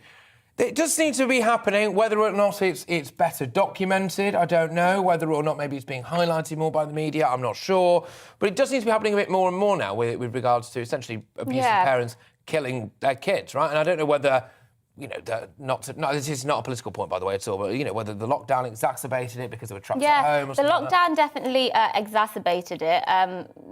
Well, actually, what happened was lots of children who should have been referred to social services weren't being referred to social services. We know what happened to all the vulnerable children. You know, this is just one example. But then also, there's been lots of rises, hasn't there, in the poor mental health in children calling lines like Childline, for example, and reporting abuse. But the fact is, not much has been able to be done. Not enough has been able to be done. And yes, it's good that this review is taking place, but we've had lots of reviews in similar cases before, and what's actually really changed? Nothing, really. So I don't know what else can be done. I'm not an expert in this area, but to me, it does seem that the whole thing entirely, not just Bradford Council, but the whole thing entirely needs overhauling. And just to clarify, Frankie Smith, so the mother of the girl, Star Hobson, who died, she was sentenced to 8 years for causing or allowing her death. So that she was sentenced to 8 years, and Savannah Brockhill was sentenced to a minimum of 25 years for the murder. Yes, indeed. Well, I mean, look, it is obviously a very, very depressing situation. I was quite surprised at some of the figures there, and, you know, by the amount of children that are either in the kind of clutches of social services or near, on the cusp of it. But there we are. Well, look, keep your views coming in, GBViews at gbnews.uk. But 1 in every 8 children in England were off school last Thursday due to COVID-related absences. Goodness me. This is according to official figures. Now, it comes as scientists warn a spike in cases could lead to another surge in cases amongst adults. Well, earlier on Breakfast, Eamon and Isabel spoke to the Shadow Secretary of State for Education, Bridget Phillipson, about what this means for the classroom. I've known for a very long time what was needed in order to drive down transmission of COVID in schools. It was 18 months ago that SAGE told us that ventilation and getting that right would be really important, and the government just haven't done that. You know, we had an announcement that there will be 9,000 purification units for classrooms, but we've got hundreds of thousands of classrooms across our country, and most of those devices won't be arriving until the end of February. So when I've been out visiting schools, and I've seen it for myself, head teachers have just been asked to prop open windows and doors in order to keep air circulating. But obviously it's pretty cold at the moment. We're in winter, and I think it is completely incompetent and complacent of the government to imagine that it's, you know, the answer is just to put children in their coats, expect them to keep on learning, and then open up windows. We need to see a lot more action from the government on ventilation if we're to really drive down the transmission of COVID in our classrooms. This is the 3rd year of disruption to their education, and that does of course mean that where children have to be at home because they have COVID, you know, parents have got to stay home and look after them, and that's a real pressure on families, and this has been going on of course for a long time. What we haven't seen running alongside all of that, of course, is a proper plan from the government to make sure that our children are really at the heart of our recovery from the pandemic. You know, time and again, they've just been an afterthought. They've never been a priority. You know, on the first day that schools were closed to most children, that was the day the government should have been planning for what came next. Instead, we had that report from the government's catch-up chief, Sir Kevin Collins, which the government effectively put in the bin and haven't delivered on.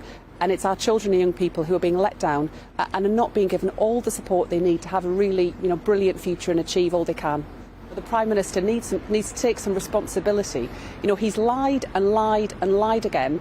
And to add to that, we've got this sorry spectacle of senior ministers, you know, paraded out every day, coming up with an ever more ridiculous litany of excuses to justify the fact that when, you know, schools were closed to most children, when they were at home, when our key workers were, you know, working in intensive care, you know, in supermarkets, keeping our country going, the Prime Minister, number 10, were organising boozy parties with a suitcase full of booze being wheeled in, and they're just taking the British people for fools if they think that we can't see that.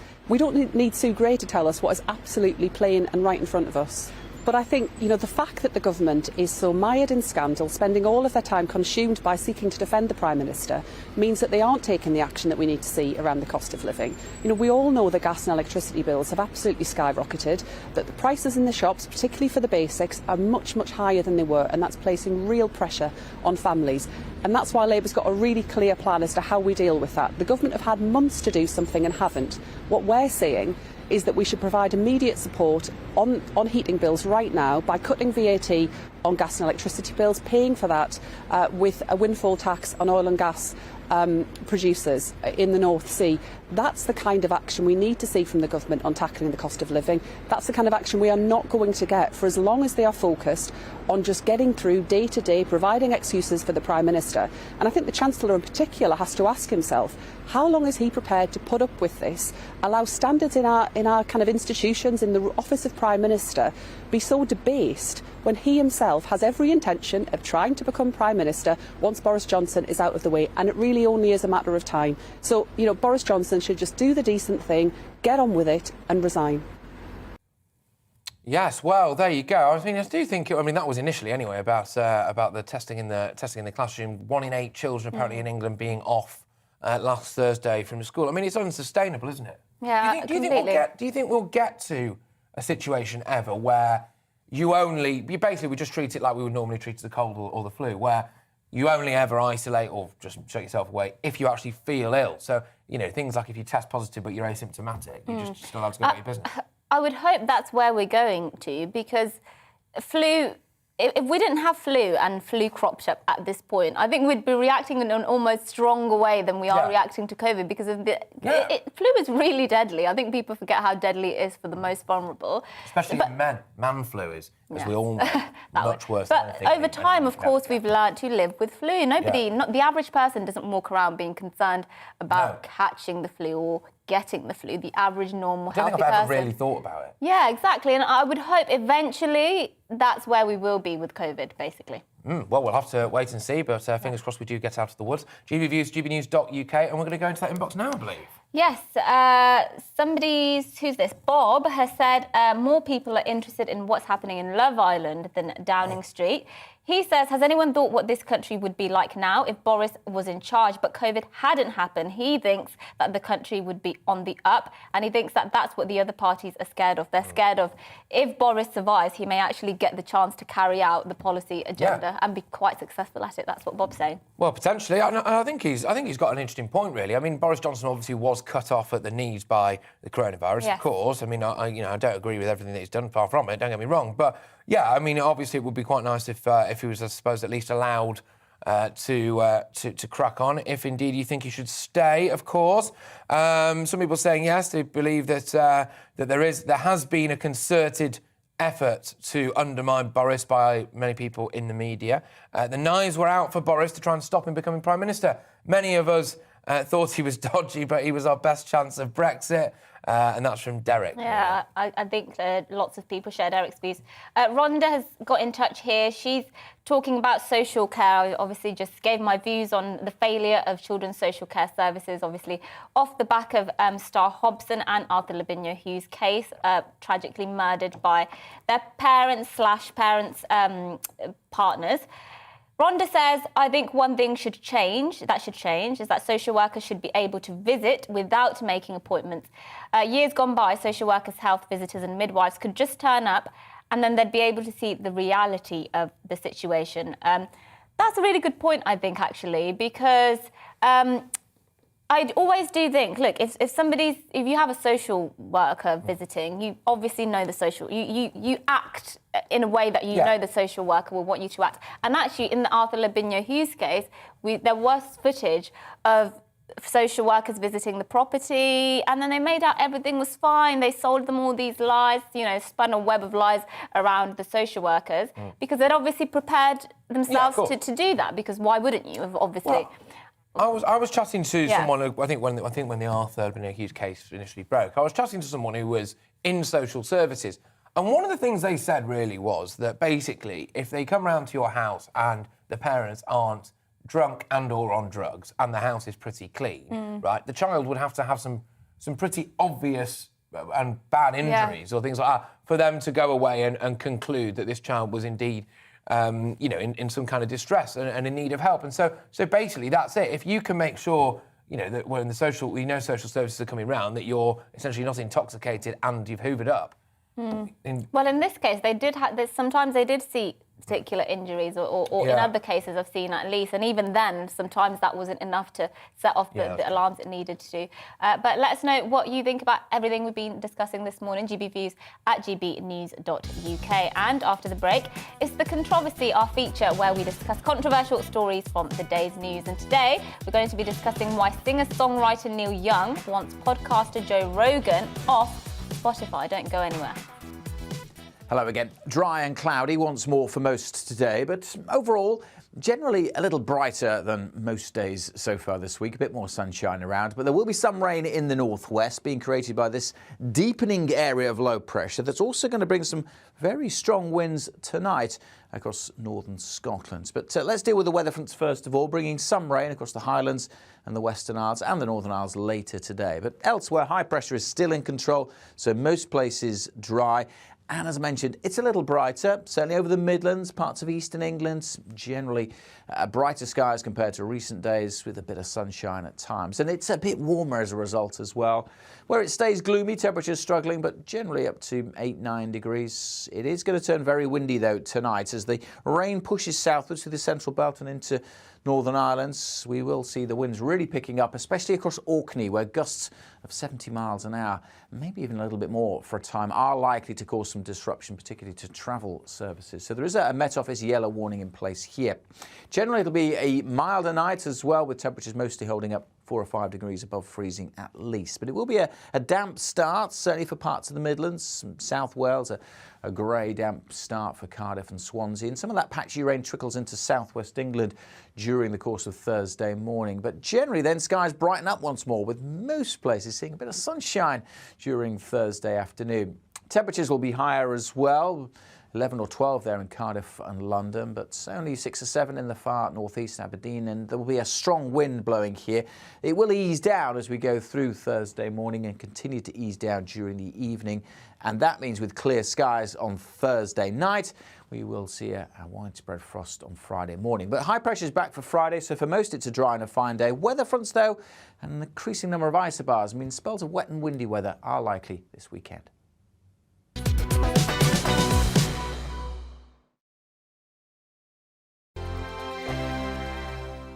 Hello there, I'm Eamon. And I'm Isabel. And you're watching the GB News digital stream across the United Kingdom. And around the world. If you're here in the UK, you can also watch us on your TV screen. GB News is Freeview channel 236. On Sky, we're channel 515. 626 on Virgin Media. Just remember, you might need to retune your TV to watch the channel. Yeah, and if you are doing that, find out more about retuning by going to gbnews.uk.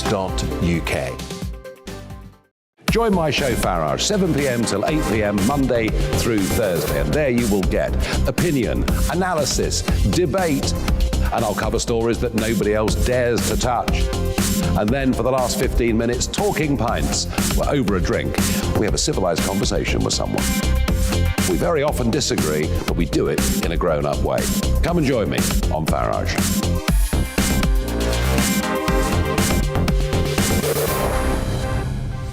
I'm Dan Wootton. Join me Monday to Thursday from 9 to 11 for the feistiest and most fun news debate on TV, where free speech reigns. I'll bring you a sharp take on the day's biggest stories, bombshell newsmaker interviews, and A-list guests. And I guarantee you, no spin, no bias, no censorship, and no reason to go to bed. That's Dan Wootton tonight, Monday to Thursdays from 9 on GB News. Hello there, I'm Eamon Holmes. And I'm Isabel Webster. And we hope you can join us for Breakfast with Eamon and Isabel. You make me laugh out loud, belly laugh. Is that important first thing in the morning? Yeah, absolutely. And there's me trying to be deadly serious. News is a serious business. Yeah, I have to rein you in sometimes. Well, it doesn't stop us laughing at it. It doesn't stop us having an opinion on what's going on. Yeah. And it certainly will not stop us reflecting what you think. Weekdays from 6 to 9:30 on GB News. My name is Andrew Doyle. Join me every Sunday evening at 7 p.m. for Free Speech Nation. This is a show where we address current affairs and news stories of the week with the help of two wonderful comedian panelists. I brought in comics because I want to give it a lighter edge, and also they work for less. See you there.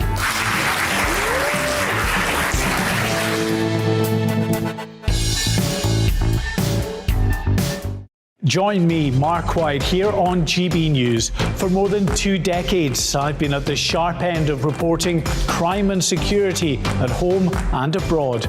From the scourge of terrorism to the fight against violent crime and the deepening small boats crisis in the Channel, they're issues you rightly care about, and so do I. As GB News Home and Security Editor, my focus will be on the stories that matter to you.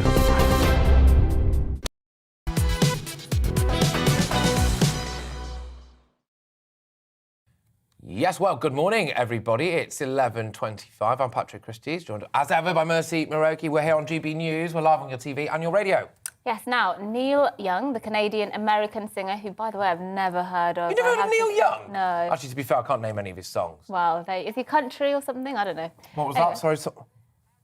Harvest Moon. Well, it's a banger. Beats me. Well, he's issued an open letter to Spotify demanding the music streaming service remove his music because of the company's relationship with podcaster Joe Rogan. How will we survive, eh? I know, right?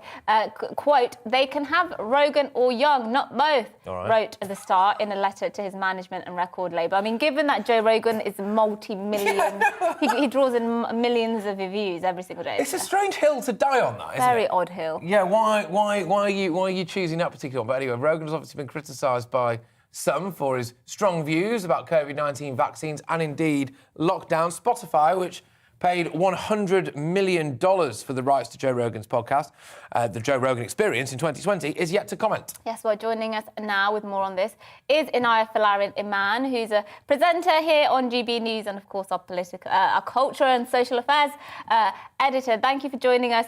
What do you make of this? I think it's a bit pathetic, isn't it? I mean, it is quite remarkable. And I think, for someone who is such a big figure in the music industry, he is quite significant.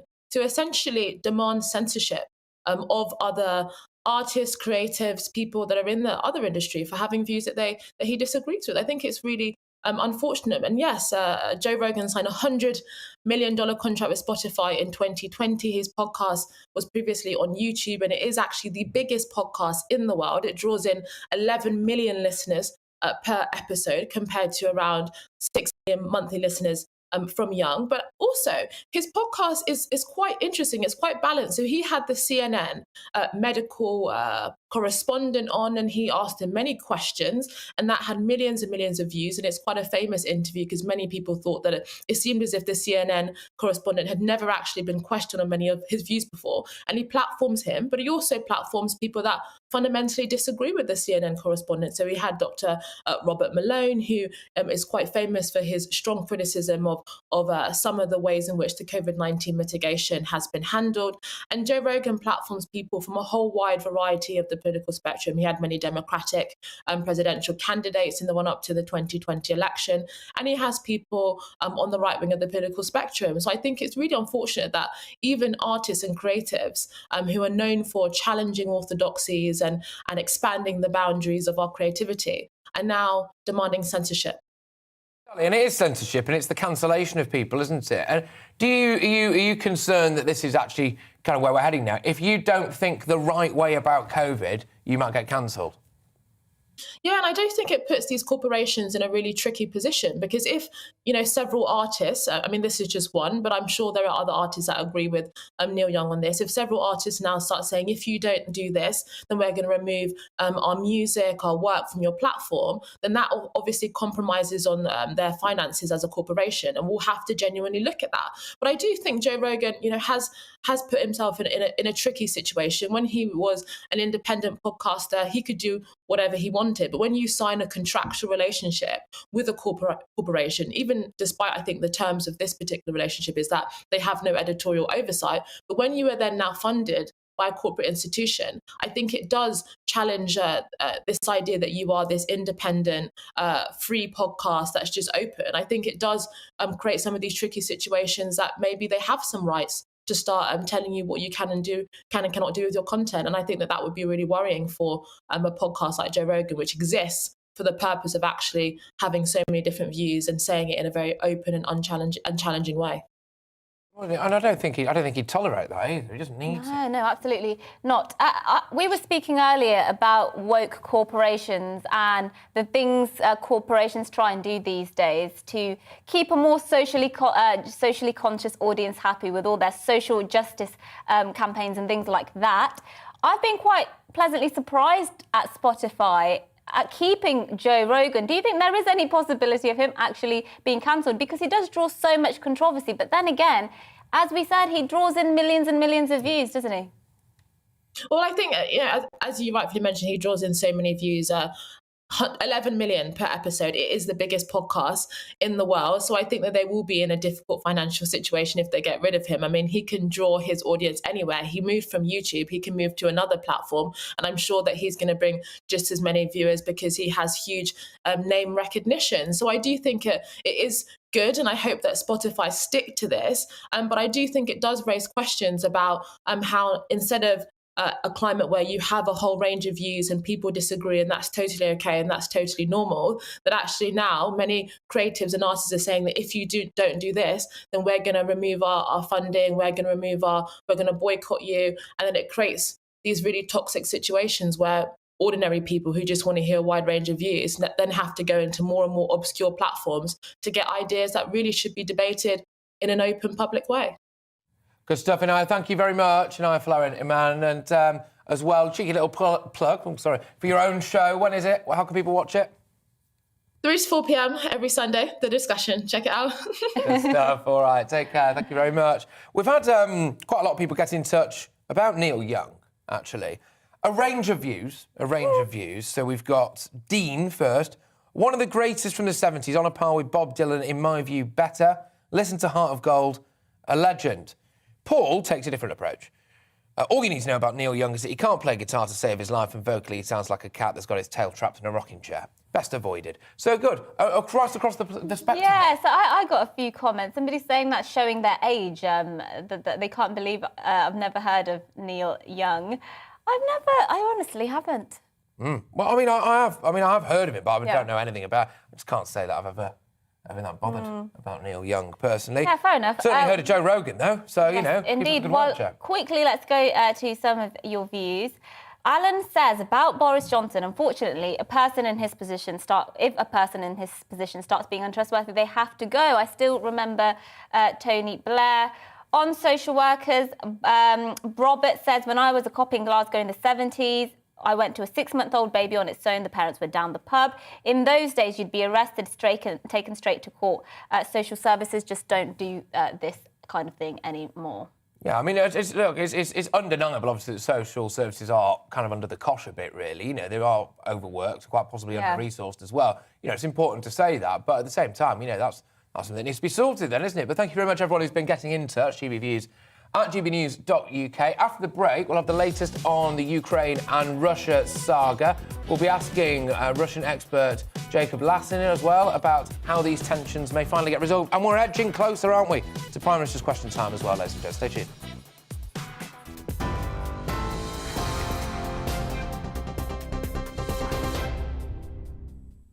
Good morning, it's 11:33. I'm Rosie Wright, here to keep you up to date in the GB News newsroom.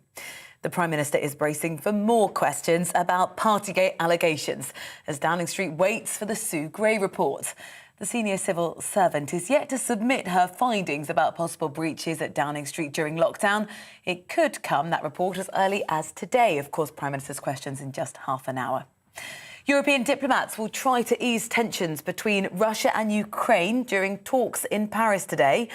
Moscow, which has around 100,000 troops on the border, has sent more fighter jets to Belarus, where it's been holding military drills.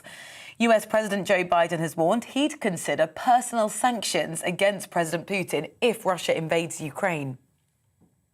A woman's been arrested on suspicion of murder after the death of a 5-year-old boy in Coventry. Police say it's believed the suspect knew the child. The boy was found with serious injuries at a property in Earlston yesterday afternoon, and his death was confirmed at the scene.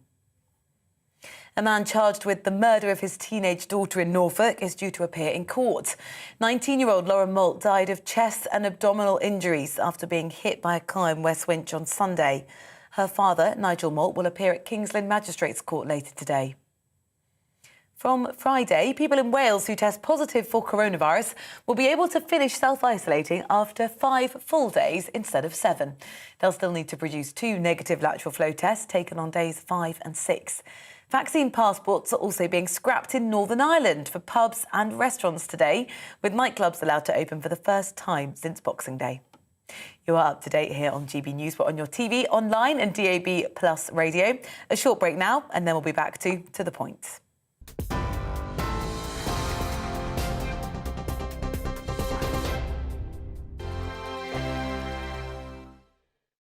Hello there, I'm Eamon. And I'm Isabel. And you're watching the GB News digital stream across the United Kingdom. And around the world. If you're here in the UK, you can also watch us on your TV screen. GB News is Freeview channel 236. On Sky, we're channel 515. 626 on Virgin Media. Just remember, you might need to retune your TV to watch the channel. Yeah, and if you are doing that, find out more about retuning by going to gbnews.uk. Join my show Farage, 7 p.m. till 8 p.m. Monday through Thursday, and there you will get opinion, analysis, debate, and I'll cover stories that nobody else dares to touch. And then for the last 15 minutes, talking pints. We're over a drink. We have a civilized conversation with someone. We very often disagree, but we do it in a grown-up way. Come and join me on Farage.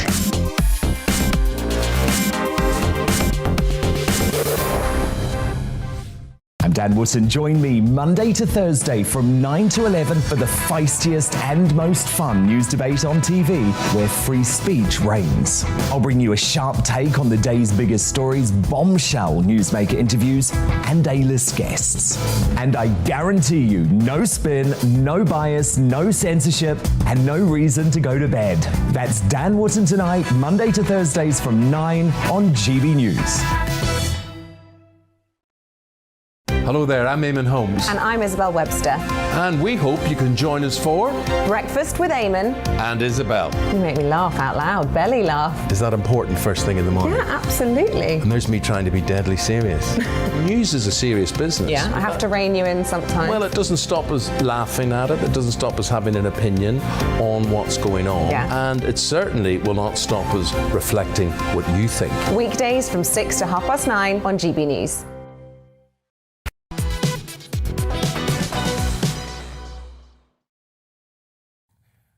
Morning, everyone. It is 11:37. This is To The Point with me, Patrick Christys. I'm Mercy Muroki on GB News. We're live on your TV and your radio. Yes, let's return to that big international story we've been discussing already this morning. Ukraine, US President Joe Biden says he would now consider personal sanctions on Russian President Vladimir Putin if Russia invades Ukraine. Boris Johnson has said the UK is willing to put boots on the ground as well to support any effort by NATO if Russia does indeed invade. Yeah, well, Jacob Lussin is a postdoctoral research scholar at the Melikian Centre for Russian, Eurasian and East European Studies. And he joins us now, I believe, from Russia. How are you? Good, how are you? Yeah, very well, thank you. Is it St. Petersburg that you're in? Yes, I'm in St. Petersburg. Oh, fantastic. I must say, it's one of my favourite cities, actually, that I've ever been to there. But let's deal with the matter at hand, shall we? Is Vladimir Putin actually going to invade, do you think? So it's really hard to say exactly. I don't believe that a land invasion is really coming anytime soon.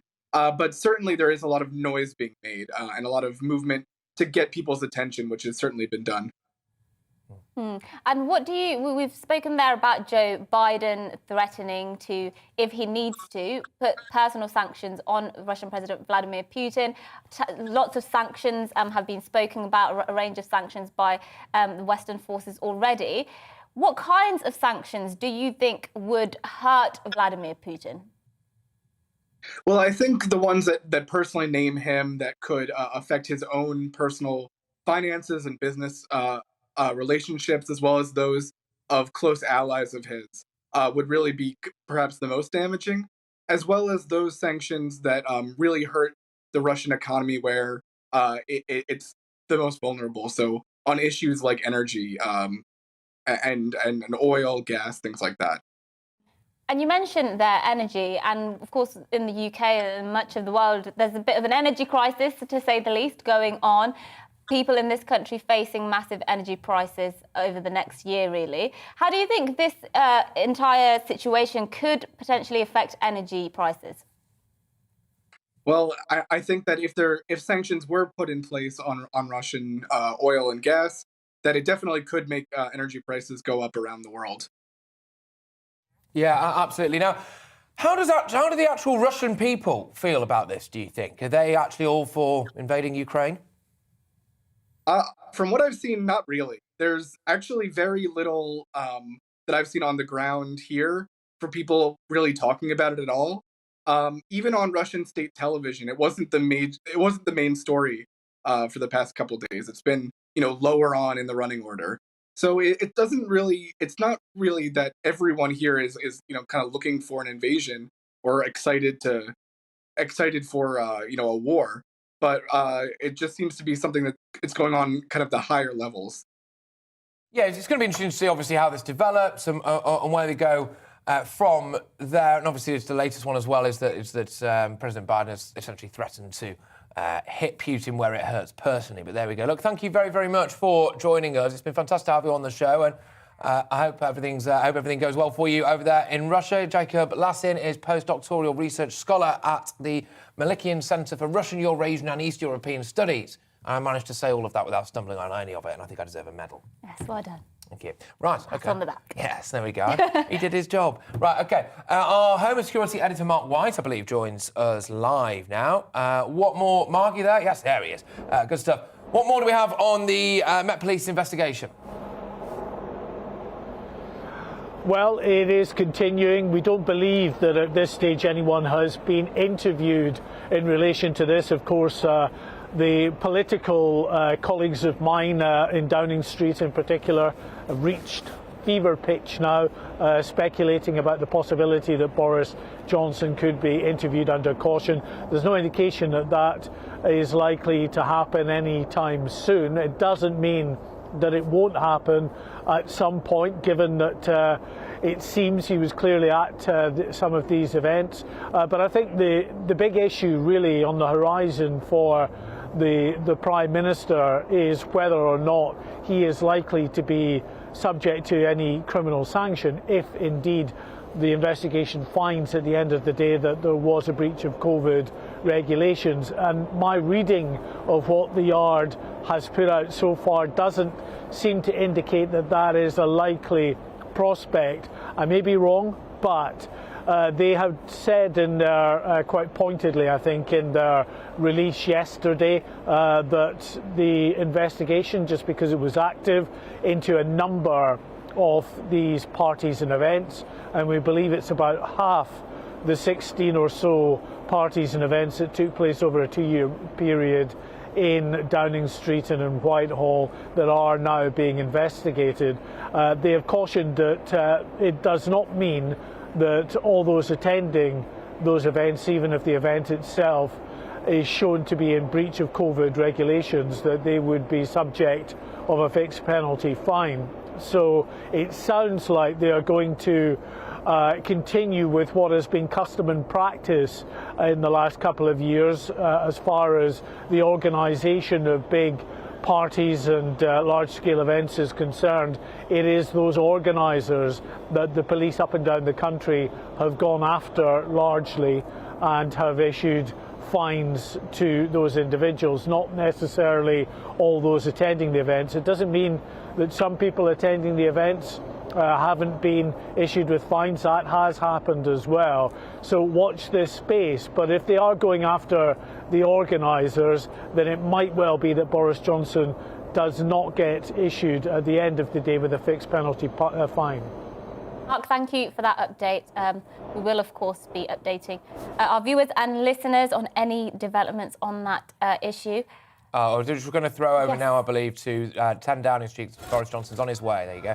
He's going to be obviously facing up to Prime Minister's question time, isn't he? Keir Starmer, is he going to grill him? Is he going to miss the mark? You never quite know with Sir Keir, do you? Boris Johnson there could well be facing a day of reckoning, as you can see there from our strap. Grey day for the Prime Minister. It does look as though today could well be the day that Sue Gray's long-awaited report is actually published. Or what will it find? We understand that she does have some pictures of Boris Johnson supposedly with wine bottles. But I mean, we were talking, weren't we? You know, we know what that looks like. Which is just a bloke sat with a wine bottle. But I suppose it could be devastating for him in a way. Yeah, I mean, I don't see how the pictures, unless it's bad, unless it's very bad, how much they change things substantively. If we already know he was at the party and that there was wine. Yeah, Boris Johnson with a funnel.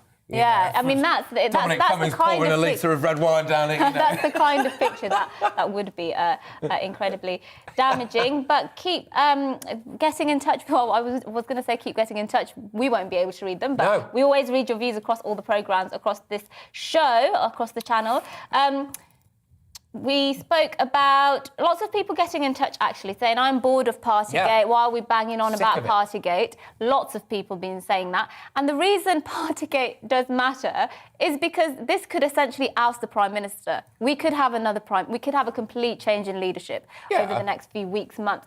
And I think it has to be said, that's why I think Partygate matters. Well, I think, it's just one of those things you can't ignore. But I completely sympathise with you. You know, you just feel like you're banging your head against a brick wall, doesn't it? To be fair, every now and again when you're talking about Partygate all the time. But you know, just get Sue Gray's report out of the way, and hopefully we can all move on. But that's it from us here at To The Point. But don't go away, because it is Prime Minister's Questions live next with Gloria De Pieris. Make sure that you stay tuned for that. Hello again. Dry and cloudy once more for most today, but overall, generally a little brighter than most days so far this week. A bit more sunshine around, but there will be some rain in the northwest being created by this deepening area of low pressure that's also going to bring some very strong winds tonight across northern Scotland. But let's deal with the weather fronts first of all, bringing some rain across the Highlands and the Western Isles and the Northern Isles later today. But elsewhere, high pressure is still in control, so most places dry. And as I mentioned, it's a little brighter, certainly over the Midlands, parts of eastern England, generally brighter skies compared to recent days with a bit of sunshine at times. And it's a bit warmer as a result as well. Where it stays gloomy, temperatures struggling, but generally up to 8-9 degrees. It is going to turn very windy, though, tonight as the rain pushes southwards through the central belt and into Northern Islands. We will see the winds really picking up, especially across Orkney, where gusts of 70 miles an hour, maybe even a little bit more for a time, are likely to cause some disruption, particularly to travel services. So there is a Met Office yellow warning in place here. Generally, it'll be a milder night as well, with temperatures mostly holding up 4 or 5 degrees above freezing at least. But it will be a damp start, certainly for parts of the Midlands, South Wales, a grey, damp start for Cardiff and Swansea. And some of that patchy rain trickles into southwest England during the course of Thursday morning. But generally then skies brighten up once more, with most places seeing a bit of sunshine during Thursday afternoon. Temperatures will be higher as well. 11 or 12 there in Cardiff and London, but only 6 or 7 in the far northeast Aberdeen, and there will be a strong wind blowing here. It will ease down as we go through Thursday morning and continue to ease down during the evening, and that means with clear skies on Thursday night, we will see a widespread frost on Friday morning. But high pressure is back for Friday, so for most it's a dry and a fine day. Weather fronts, though, and an increasing number of isobars mean spells of wet and windy weather are likely this weekend.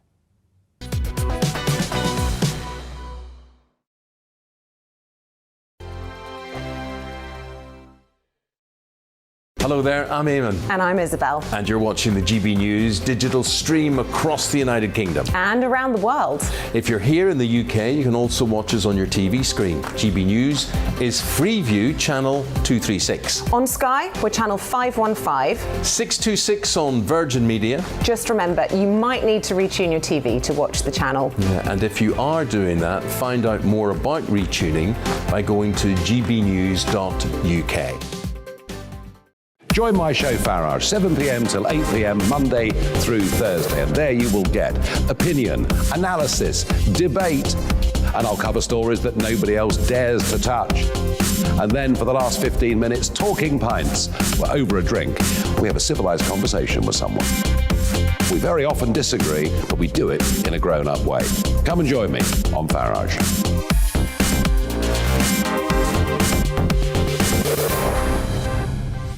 I'm Dan Wootton. Join me Monday to Thursday from 9 to 11 for the feistiest and most fun news debate on TV, where free speech reigns. I'll bring you a sharp take on the day's biggest stories, bombshell newsmaker interviews, and A-list guests. And I guarantee you, no spin, no bias, no censorship, and no reason to go to bed. That's Dan Wootton Tonight, Monday to Thursdays from 9 on GB News. Hello there, I'm Eamon Holmes. And I'm Isabel Webster. And we hope you can join us for Breakfast with Eamon and Isabel. You make me laugh out loud, belly laugh. Is that important first thing in the morning? Yeah, absolutely. And there's me trying to be deadly serious. News is a serious business. Yeah, I have to rein you in sometimes. Well, it doesn't stop us laughing at it. It doesn't stop us having an opinion on what's going on. Yeah. And it certainly will not stop us reflecting what you think. Weekdays from 6 to 9:30 on GB News.